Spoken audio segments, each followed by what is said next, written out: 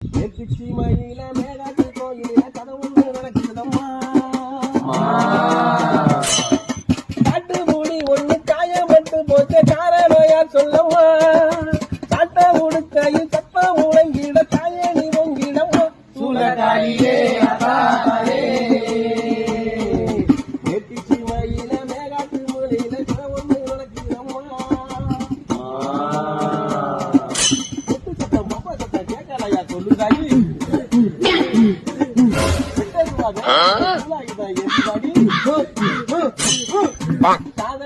பட்டு பார்த்தது தப்பா கருத்தி மாடலில நினைச்சது தப்பா தாயே.